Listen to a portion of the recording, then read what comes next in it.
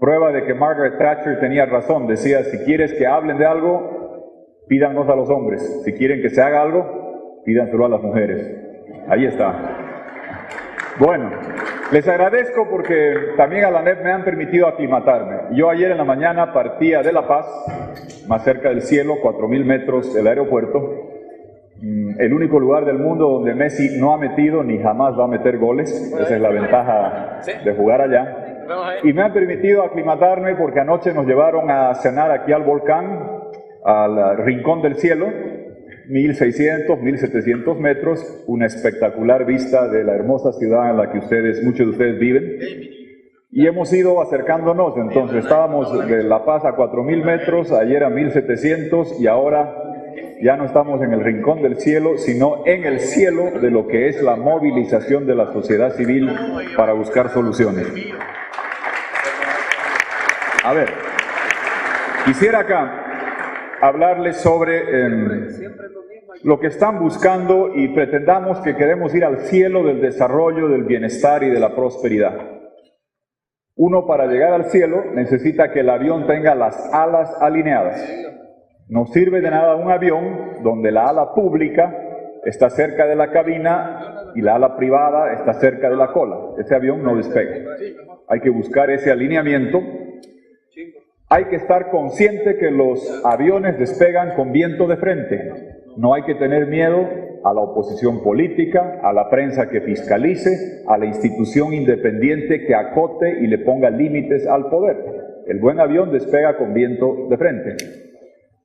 Y también hay que tener el cuidado sobre los factores exógenos, las turbulencias, tormentas que pueden afectar este buen vuelo.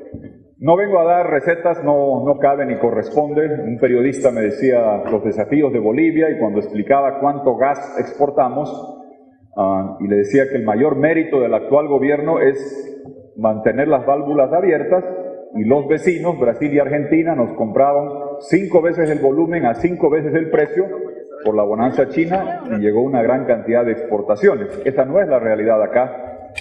Me decía un periodista, ¿qué envidia? Decían, yo envidio más tener el mar Pacífico y vivir en una Centroamérica bioceánica, cosa que ya no es anecdótica, porque antes había que estar en el Atlántico hacia Europa, ahora el Pacífico con Asia se ha vuelto más relevante, y si quieren yo les cambio el gas por un acceso soberano al mar Pacífico. En eso andamos en La Haya. Pero tienen ustedes oportunidades muy grandes. Y El Salvador es determinante por lo siguiente, porque siendo un país pequeño en territorio, no muy poblado comparado con gigantes latinoamericanos, siempre ha sido líder y ejemplo, y lo demuestran una y otra vez.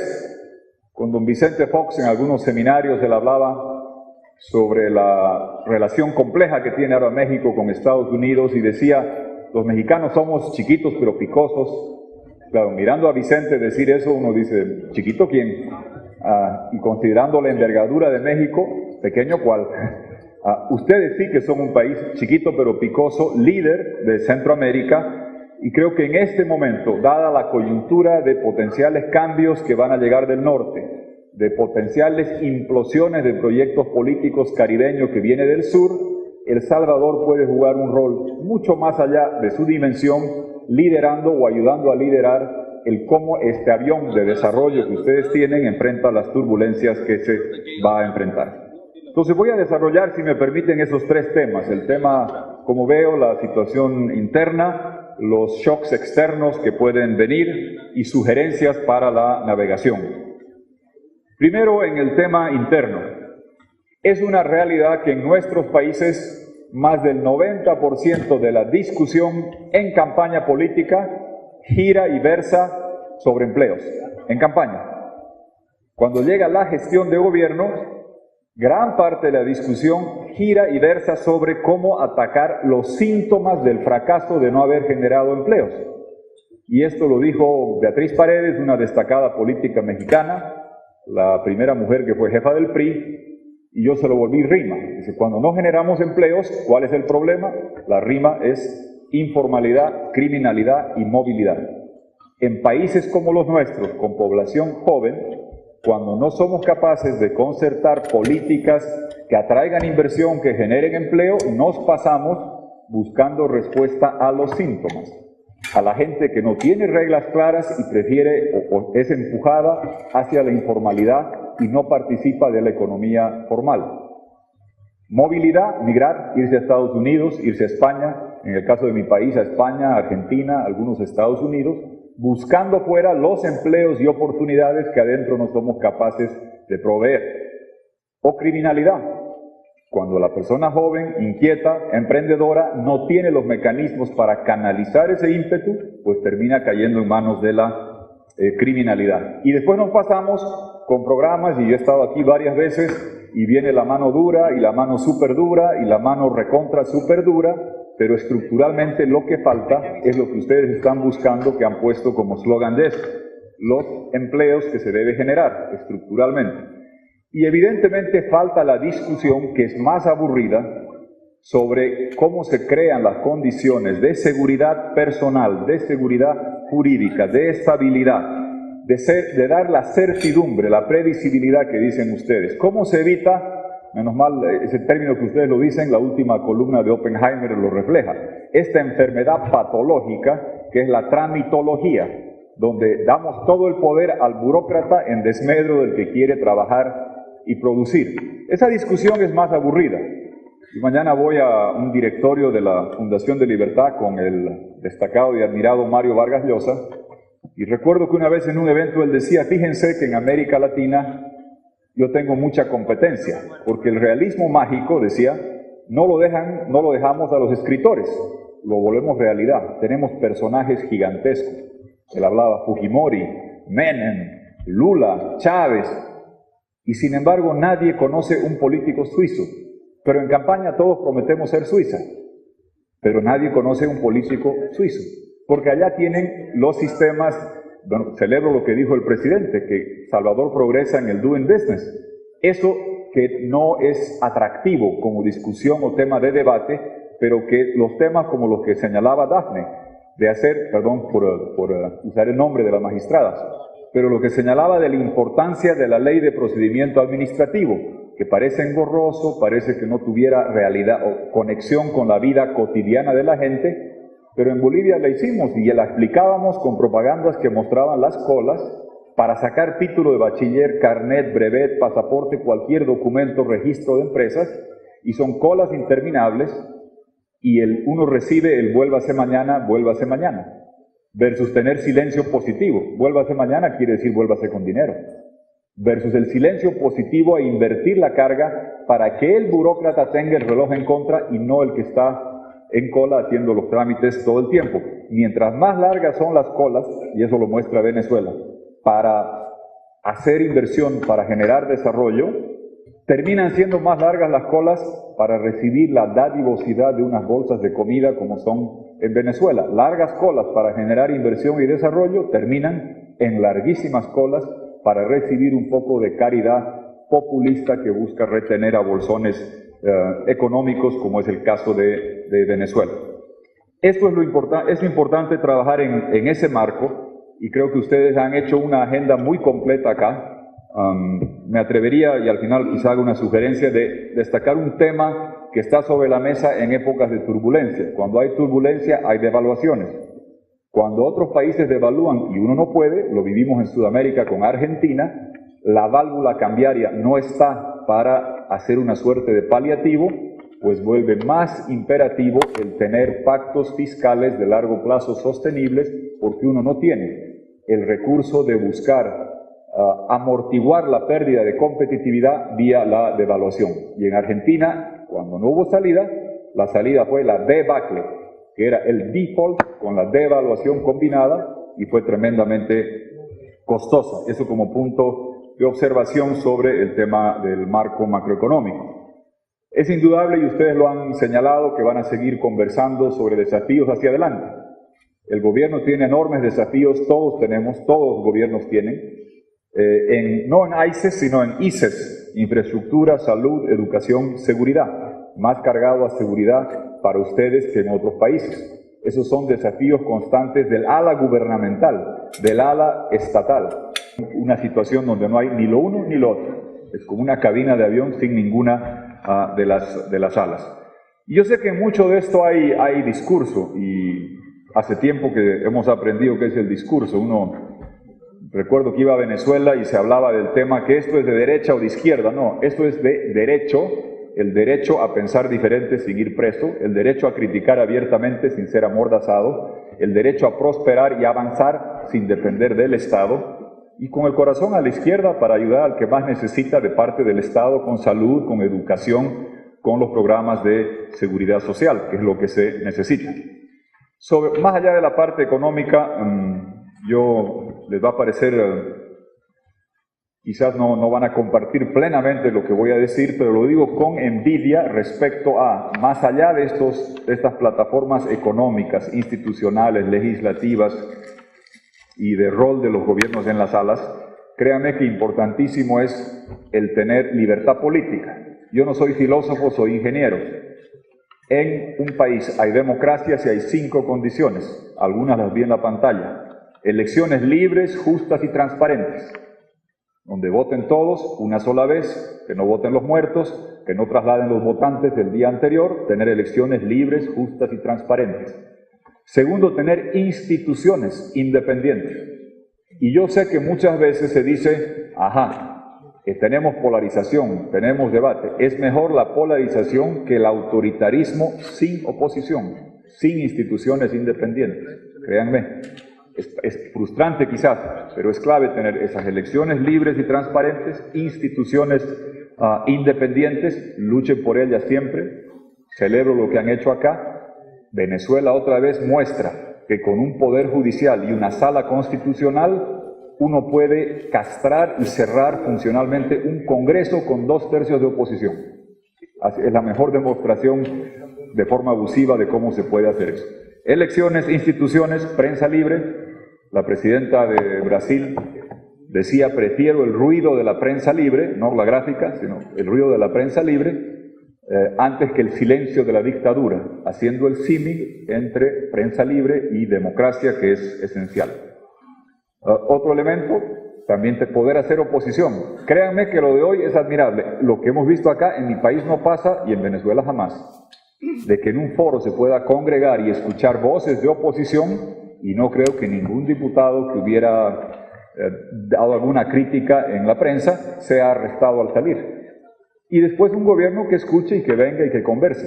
Preserven eso, vale oro. Y uno solo lo aprecia cuando lo pierde, respecto a el poder criticar con prensa libre, con el derecho a hacer oposición sin ir preso. Y la quinta regla, o el quinto elemento de una democracia, Sarney, es el primer presidente brasileño después de los gobiernos de facto, que el último día de su mandato le pregunta a un periodista, presidente, habiendo sido usted el primer mandatario democrático después de tantos regímenes, ¿qué es para usted democracia?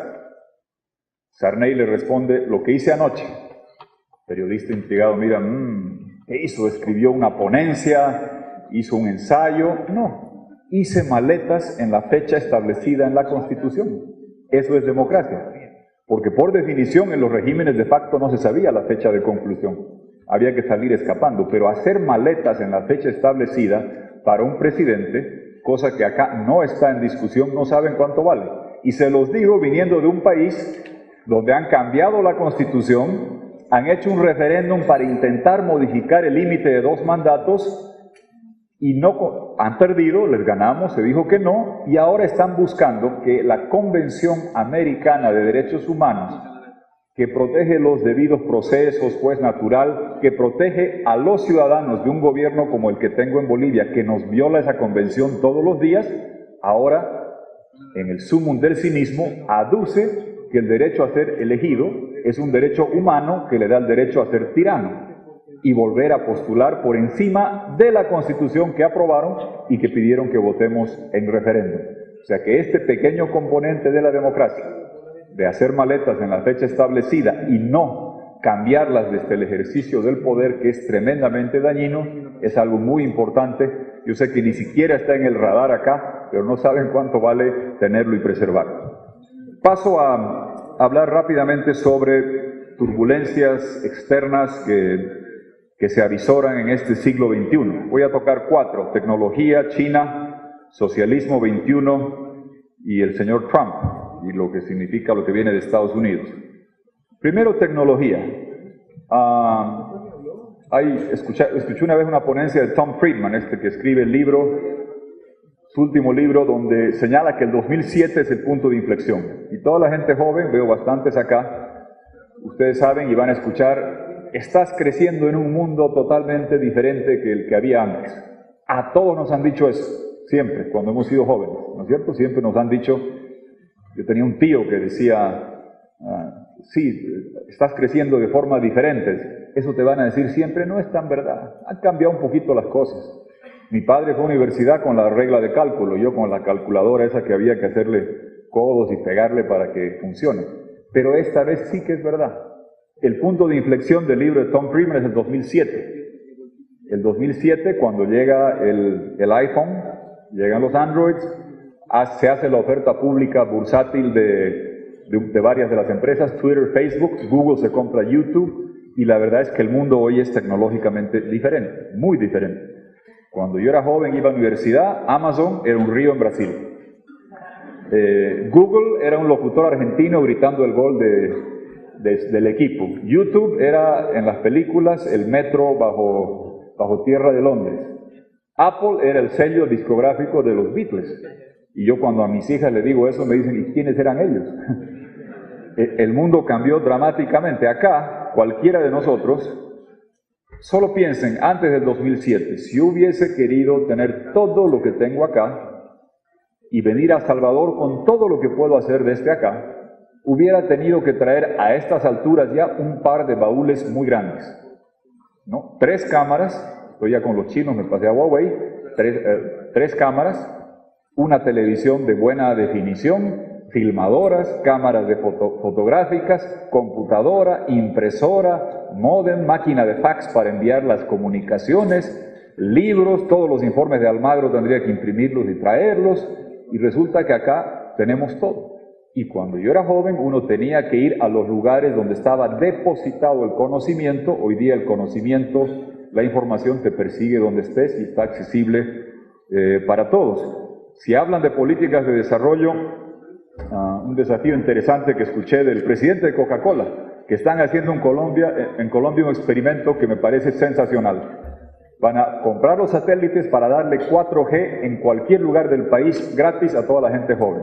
Si ustedes me dicen una política de desarrollo efectiva, prefiero esa antes que las burocráticas, lentas, políticas públicas que tardan un mundo. Que toda la persona joven, no solo en ciudades, en cualquier punto de la geografía nacional, en Salvador sería mucho más sencillo, por la dimensión, tenga acceso a 4G. Eso haría más por la educación, por la salud, por el intercambio, por el comercio, que cualquier otro tema. Esa es una realidad que además es una amenaza, porque se ha hablado en el seminario anterior.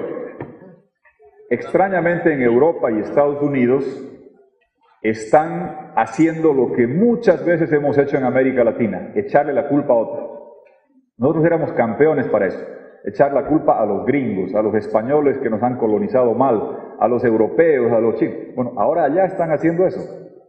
En Europa que la culpa es de los musulmanes, en Estados Unidos que la culpa es de los mexicanos y latinos. Se está invirtiendo esta política de manejar culpas en contra de otro para agitar votos. El problema es la tecnología, el cambio que se ha dado en un mundo donde la empresa que más libros vende hasta recientemente no publicaba libros. El hotel más grande, Airbnb, no tenía habitaciones de hotel. La empresa más grande de transporte público, Uber, no tenía taxi, no tenía un solo taxi. El canal de televisión más grande es YouTube. La agencia de noticias más grande de lejos, El País, New York Times, todo junto es Facebook. Ese es un mundo que no va a cambiar.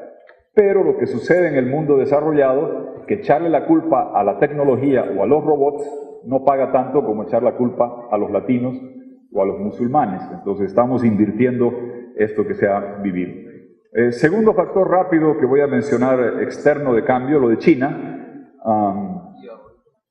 China ha llevado centenares de millones de sus habitantes a clases medias. Deng Xiaoping, el hombre más influyente de la segunda mitad del siglo XX, no los voy a aburrir con las cifras de consumo de cemento, hierro, acero y demás, una sola.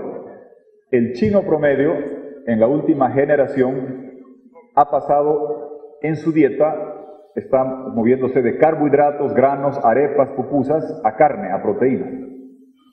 Y cada kilo de carne adicional requiere 8 kilos de grano. Y si uno toma el número de chinos que en una generación están consumiendo la cantidad de kilos adicional y cuántos kilos de grano es eso, solo el consumo adicional de proteínas en carne de los chinos es más que toda la soya que producimos Brasil, Argentina, Paraguay, Uruguay y Bolivia juntos. Esa es la dimensión de lo que significa China. En Sudamérica la comprendemos bien, ustedes quizás no tanto. Todos en Sudamérica producimos energía, comida y minerales. Eso compraba China en volúmenes crecientes, a precios ascendientes. Viva la China, del Canal de Panamá para el sur, todos somos chinos. Carbón colombiano, petróleo venezolano, soya argentina, hierro brasileño, minerales bolivianos, cobre chileno, en Perú de todo. China es el principal socio comercial para prácticamente todo Sudamérica. Sé que acá el efecto no es tan benigno. Es el que encarece el precio del petróleo, que significa incrementar las tarifas de transporte público, a no ser que aparezca un Papá Noel caribeño a darnos petróleo a mitad de precio, a cambio de tener enorme influencia política. Entonces, eso vino indudablemente casado. Un desafío con China es cómo evitamos, particularmente en Sudamérica, repetir y replicar la interminable historia de las materias primas que se van a Europa y después cuando cae la demanda, cae el precio, crisis. Se van a Estados Unidos, caen los precios, otra crisis. China parece ser la última gran bonanza, a no ser que tengamos 3.000 millones de marcianos que quieran comprar materias primas sudamericanas del día de mañana. Con China, que está pasando de comprador de materias primas a prestamista de países que no tienen mercados, a inversionista, y cómo lo hacemos un socio pleno para, por ejemplo, si en Sudamérica tenemos 90% del litio del planeta hoy, cómo no volver al ciclo de que el litio se va a la China y vuelve hecho baterías de celulares, de iPads, de laptops, después de vehículos, después de aviones, después de motocicletas. Es un desafío que tenemos en Sudamérica. Tercer factor externo, más allá de lo tecnológico y China, el socialismo 21. Claramente, si en lo económico el agente dominante fue China para Sudamérica, en lo político fue el proyecto que emanó de Venezuela. Con el extinto Hugo Chávez, que al principio era subestimado por la dimensión cantinflesca que él tenía. Yo nunca lo conocí bastante, lo traté mucho. Es un genio de política, para campaña, de gestión un desastre, pero para hacer campaña un genio.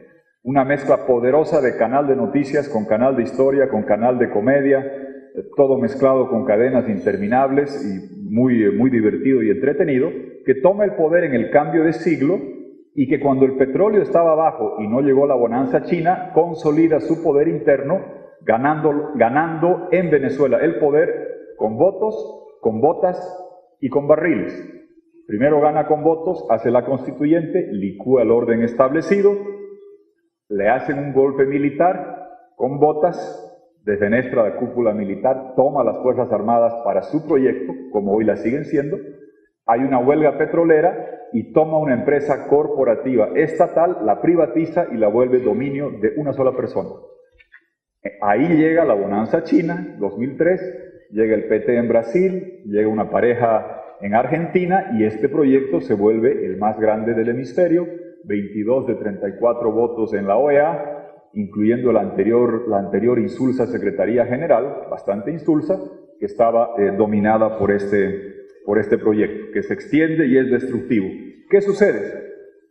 Esto era todo lo contrario, desde el punto de vista de política económica, que lo que ustedes están pidiendo. No había seguridad jurídica, no había estabilidad, no había predecibilidad, era todo sujeto a la discrecionalidad de un gobierno cuyos jerarcas se paseaban por lugares, por fábricas, por industrias, decían, exprópiese en televisión, confísquese. Usted está cobrando demasiado por cualquier tema, precios justos, usted tiene que vender a un precio social, pero no puedo, voy a quebrar. Pues quebraba. Y claro, tenía la fábrica petrolera con el precio que iba subiendo, a pesar de que la producción declinaba, y con esos dólares compraba todo, expropió, confiscó, destrozó todos los medios de producción, y terminamos en un país donde todo era prohibido o todo era obligatorio. Esa era la triste realidad de Venezuela. Todo era prohibido o todo era obligatorio. Bueno, así nos quedó. ¿Qué pasó? El 2013 coincide, fallece el señor Chávez, 2014 baja el precio del petróleo, y la realidad es que recién ahora se nota no es solamente la caída del precio. La producción petrolera de Venezuela hoy, comparada con lo que era antes de que llegue este proyecto, es la 30% menos por lo bajo. Y el señor Chávez se fue, era carismático, el sucesor es diferente. Yo en Venezuela decía, Chávez era una pésima gestión, pero era habiloso porque cuando explicaba sacaba aplausos. Cuando tocaba corazones brotaban lágrimas. Cuando contaba cuentos se venían las risas. El actual es un poquito diferente. Cuando explica, saca risas. Cuando vas al mercado y no hay que comer, sales llorando. O cuando tienes que enterrar a tu hijo reprimido en la calle por protestar pacíficamente.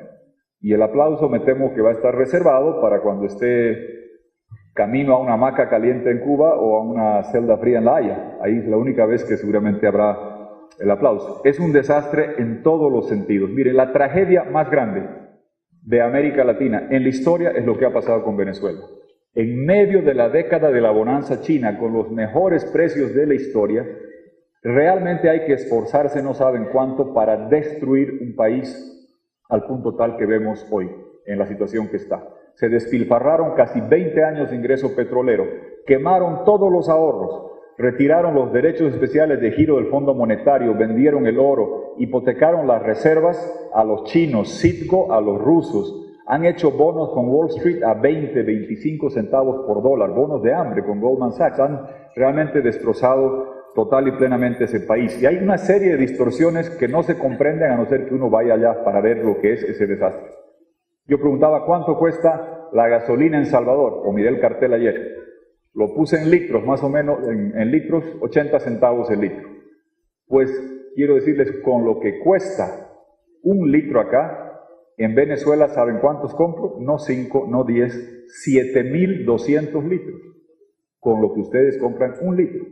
Ustedes están lejos, pero imagínense lo que pasa en Venezuela, con Colombia, con Brasil, el contrabando galopa y las mafias gobiernan.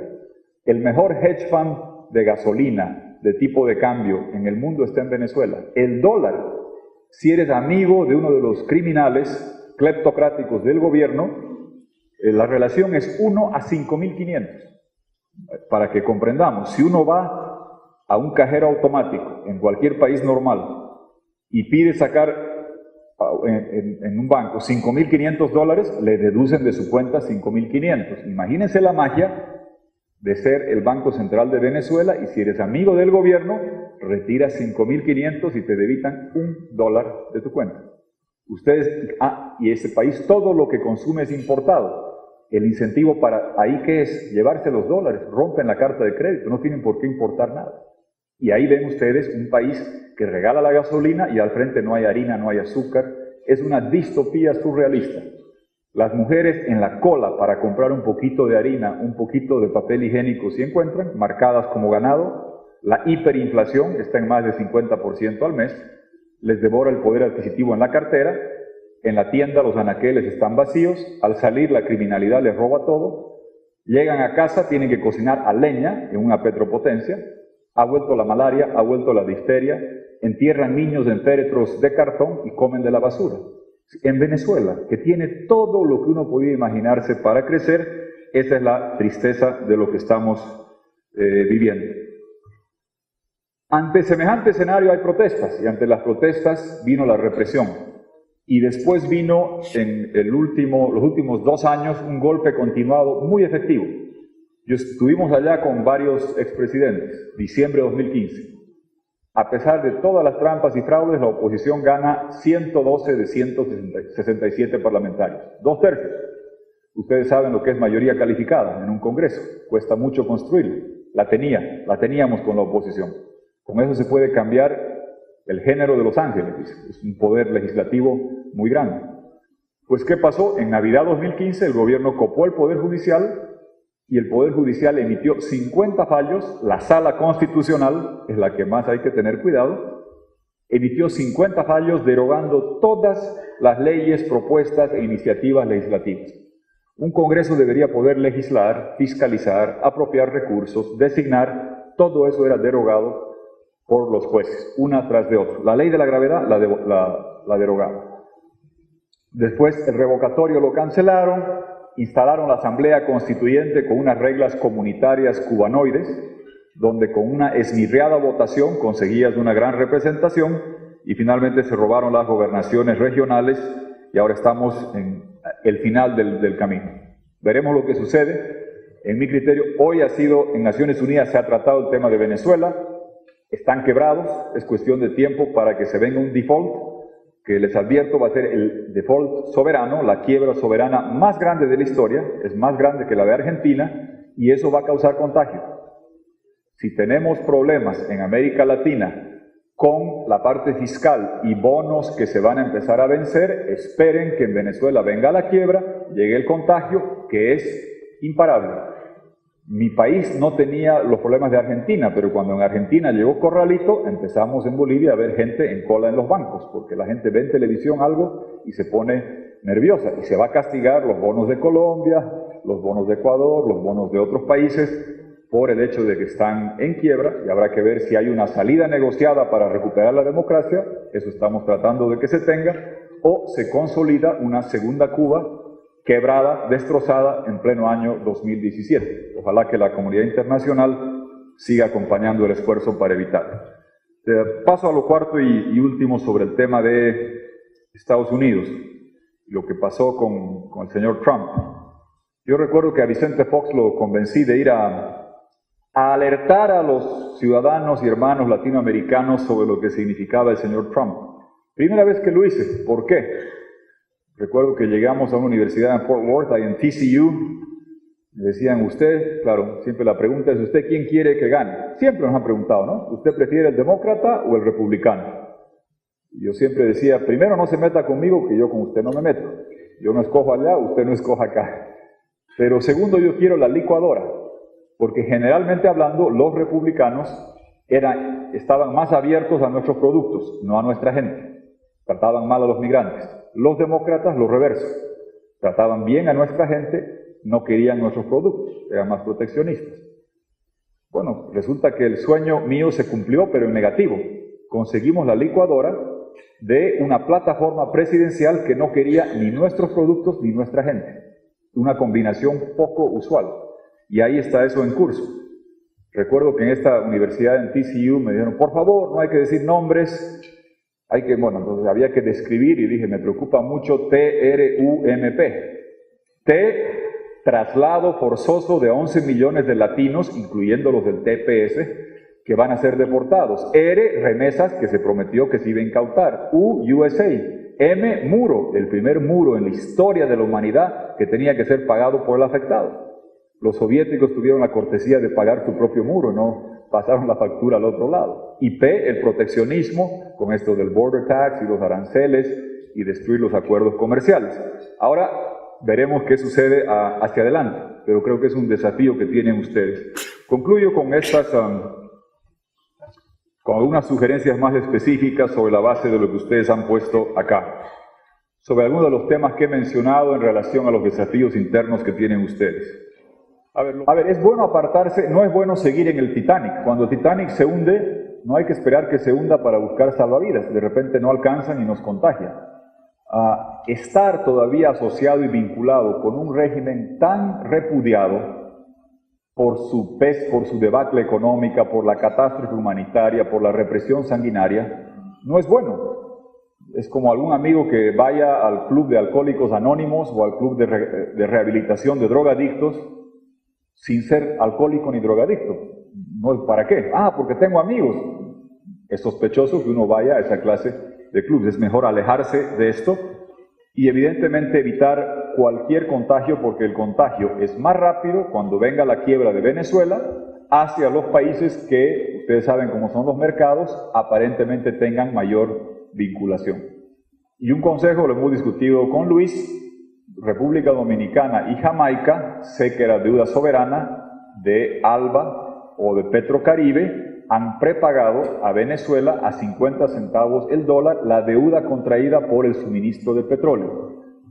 Sé que el mecanismo acá es diferente, no es el país, es una cosa, alcaldes petroleros, un mecanismo medio sui generis, pero en el fondo, el consumidor salvadoreño que llena su tanque le está pasando recursos a 100 centavos el dólar a una narcodictadura quebrada, cuando otros que se han prestado han hecho una reducción de ese endeudamiento. Si ustedes me dejan, yo les armo la estructura financiera para hacer ese alivio, y cuando toque hacer el pacto fiscal, en lugar de ver solamente la parte de pensiones o recorte de gasto o de tributos, yo no dejaría sobre la mesa el seguirle pagando a una dictadura quebrada 100 centavos el dólar cuando otros en el vecindario no lo están haciendo, entendiendo que no ha sido de Estado a Estado, aunque de PDVSA a alcaldía, con todo respeto, es de Estado a Estado, aparte del Estado, a nombre de evitar las aprobaciones congresales.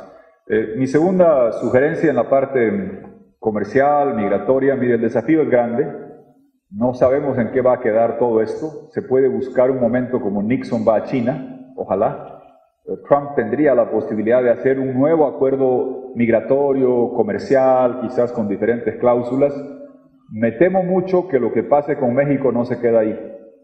Los acuerdos comerciales para Centroamérica, para Perú, para Chile, para Colombia, yo no los veo sostenibles si se abroga y deroga el acuerdo con México, que ha sido el modelo para el resto. Creo que acá nos falta entender esto y hacer un trabajo compartido junto a México, y no que nos dividan uno por uno. Primero México y Estados Unidos lo aplasta, después venga Centroamérica, después Perú, después Chile, después Colombia. Hay que tomar iniciativas regionales compartidas. Ustedes tienen un enorme capital de liderazgo. Ahora en la noche a Roberto Murray lo están condecorando en el diálogo interamericano. Ustedes tienen Roberto Crit, ustedes tienen gente que puede ser de embajadores para estas cosas, y si no los quieren usar, préstenoslos para que los usemos en otros lugares y movilizarlos. Concluyo con la parte interna. Creo que ustedes han identificado muy bien los desafíos. Me permito decirles que el bono demográfico, que es una gran oportunidad, viene aparejado del cambio tecnológico. Tenemos gente muy joven, muy intercomunicada. El desafío es cómo generar condiciones de empleo para una población muy joven, interconectada de una forma que no había antes. No creo que sea a través de entrenarlos para los empleos del pasado, sino nuevas formas de generación de empleo y oportunidades. Les reitero lo que comentamos sobre tener cuidado en los paquetes o los acuerdos que se haga de competitividad. En el escenario, ¿qué pasa si México, que viene devaluando, se deroga el acuerdo comercial? Lo más probable es que eso pase a una devaluación rauda, eso contagia a otros países, y les quiero decir que cuando los vecinos más grandes devalúan, como nos pasó a nosotros con Argentina y con Brasil, llega una presión que cuando uno no tiene válvula cambiaria le crea una enorme dificultad, y más perentorio es aún el diseñar un paquete fiscal competitivo que permita salir de todo esto. He escuchado lo que se ha dicho acá, he escuchado lo que ha dicho el presidente con mucha atención. Me parece que hay una oportunidad. A ver, ¿en qué sentido?